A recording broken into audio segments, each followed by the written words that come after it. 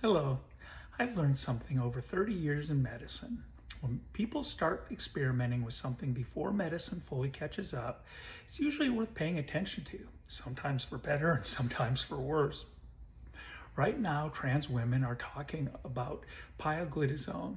I'm Dr. Dave, your transgender health and hormone specialist with 30 years in the field. Let's talk about it. Pioglitazone is a diabetes medication. It's been around for decades, but lately it's been showing up all over Reddit, Discord, and my inbox because people notice something interesting about how it affects fat tissue. This was a suggestion by one of my followers, and I sure do appreciate it. I always appreciate when you give me suggestions, and I do try to move those up in the line of videos.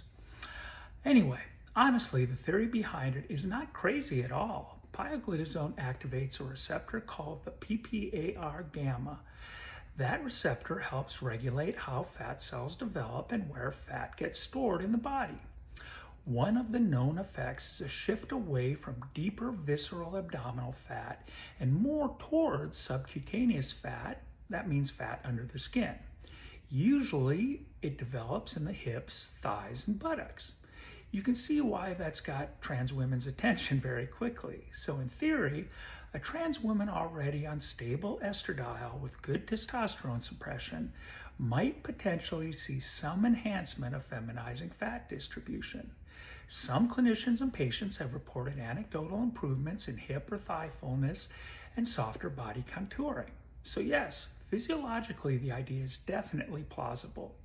But this is where we need to slow down a little bit. We don't have good clinical trials studied pioglitazone specifically for feminizing body contours of women. Most of what's circulating online is anecdotal, forum discussions, bodybuilding crossover theory, and extrapolation from metabolic research. Some communities are starting to talk about this medication like it's some kind of second puberty enhancer. That's not supported by the evidence at all. If there is an effect, it's probably subtle to moderate and highly variable and heavily dependent on individual genetics and body composition. And this next part really does matter. Pioglitazone is not a harmless cosmetic medication. It can cause significant weight gain. I mean, we're talking a lot of weight for some people. It can cause fluid retention, swelling in susceptible people. It can worsen or precipitate heart failure. Long-term use has been associated with increased fracture risk.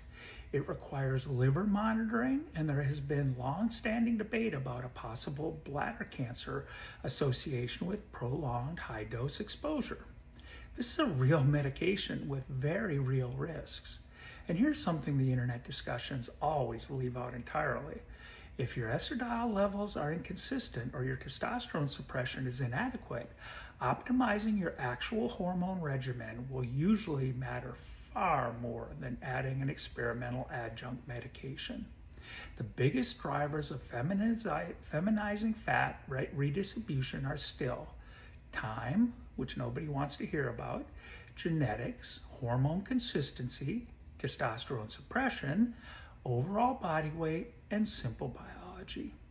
A lot of trans women underestimate how much redistribution continues happening quietly over 3 to 5 years or even longer throughout your entire life.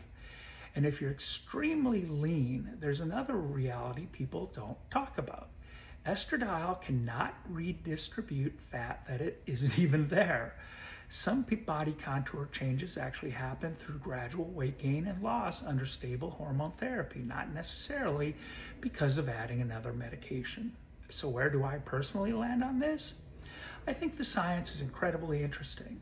I think some people probably do notice very real effects, but I also think online communities are overstating the reliability and magnitude of these effects while seriously understating the risks. That combination worries me because this is not currently considered a standard part of gender-affirming hormone therapy, and it absolutely should not be something people self-prescribe based on a Discord recommendation. But I do think it's worth studying and talking about. If you've heard about this, tried it, or even a provider has discussed it with you, I'd love to hear. Please tell me what you're seeing out there, because paying attention to what clients are experimenting with, sometimes how medicine learns, what questions it should have been asking even all along. Anyway, I appreciate you watching and following. Hit those good buttons over there. Thank you so much. We'll talk soon, and always remember to love, support, and protect each other.